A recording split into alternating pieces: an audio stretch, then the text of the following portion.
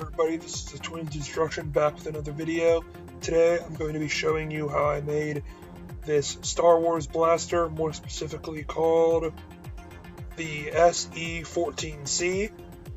So what I first ended up doing was opening up a Photoshop file of the gun itself, and using the piece of paper I traced it because I made it big enough where the handle would fit my hand.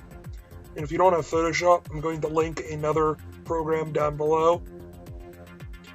I'll explain it more in the description, and it's free to use. So right here I am sectioning off all the parts that are going to be used not by foam. So I'm going to be actually using PVC for those parts, and then these parts are Ava foam.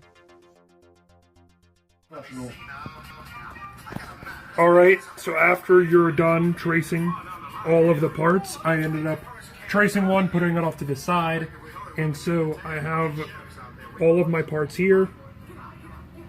So one trigger, 3 of these parts, 2 of these parts, 1 of these parts, etc. I have one base of the gun facing one way and the other one's facing the other. And I didn't do that for the other pieces because they're smaller, but I did that for this larger pieces because I don't want to have to erase off so much of the back tread. Next, you can get to cutting these out, and you're going to need an X-Acto knife for this one, or scissors. With all the parts cut out and ready to be glued together, first I'm going to be taking the middle part of the base and cutting a section out of it so I can put a spring in for the trigger later on, but I will explain that when I get to it.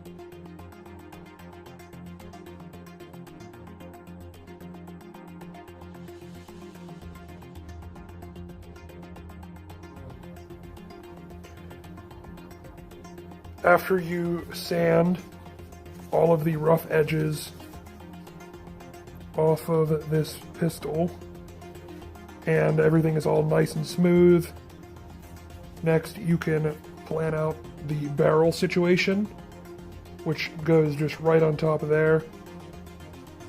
So there are 2 different sizes, so you're gonna have to go through some different size PVC to get the right dimensions. Looking at the picture, I had started off making the barrel by creating the section that sticks off. So I drew a line and then kind of colored it in. So that's where I'm going to be cutting on the PVC, and then the same thing on the other end of the barrel, which I'll show right now. That just goes off a couple inches.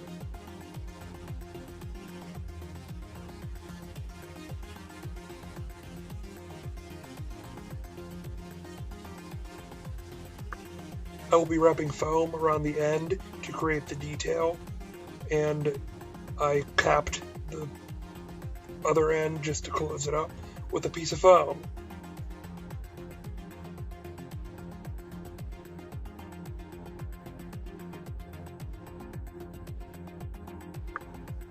To continue with the detail, I beveled off a circle of Ava foam and I glued it on like so.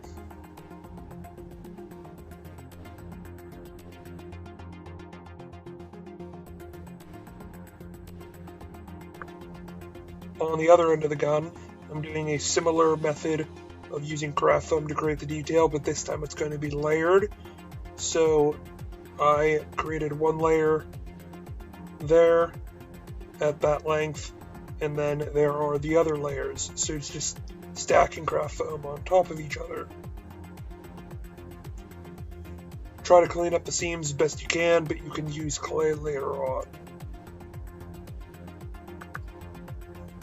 And to close off the other end, I ended up using Ava foam and then just sanded it down to blend it with the other craft foam. To make the detail that goes on top of the barrel, I just used one piece of Ava foam and I drew on the barrel where it would go, and I used hot glue to glue it on.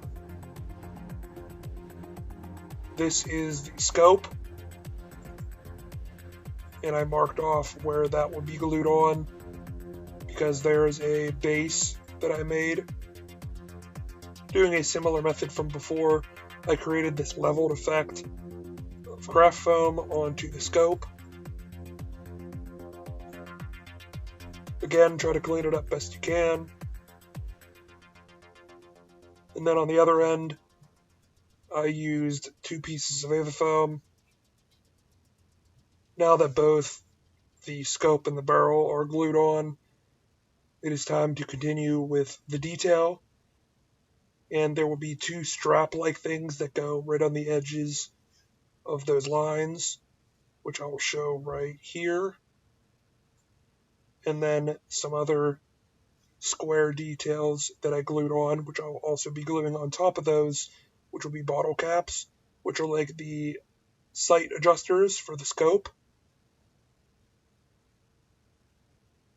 To make the trigger movable, I'm using a pen spring, which all you gotta do is take apart a pen.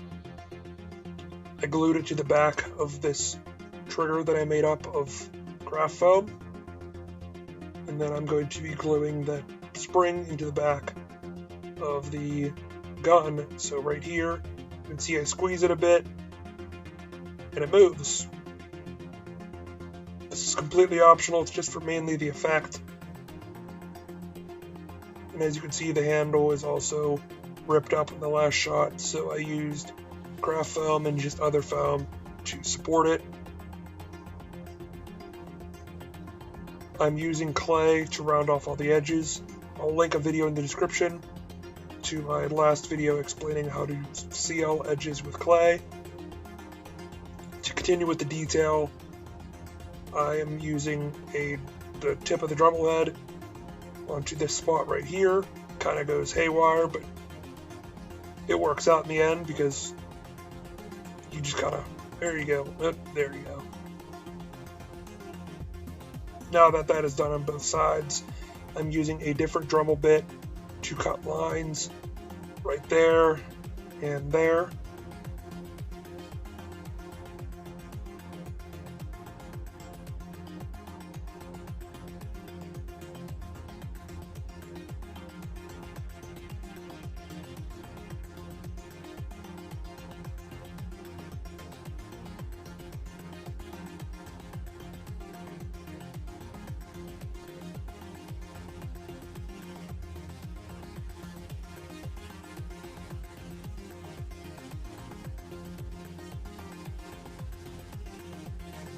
Once the lines are cut, you can use a heat gun to make a pop. And I also am using a heat gun to go over the entire gun to heat seal it, because the heat makes the foam expand, so it closes up the pores, so the paint doesn't seep into the pores. And the paint just looks more realistic.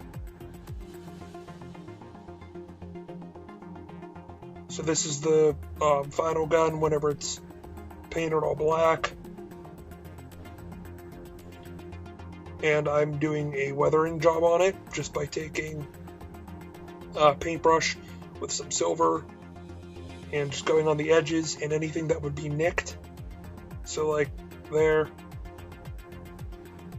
just showing an example of how I created those lines just by very lightly going along the edges.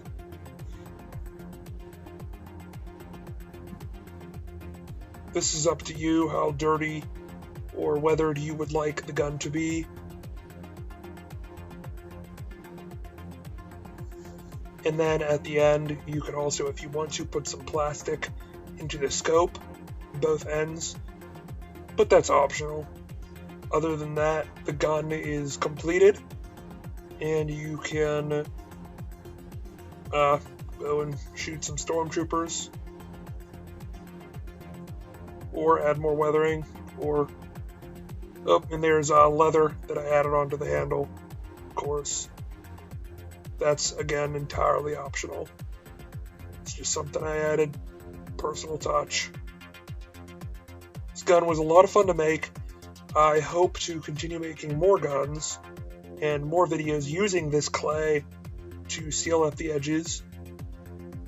I can't wait to continue making videos, and I really hope you guys enjoyed.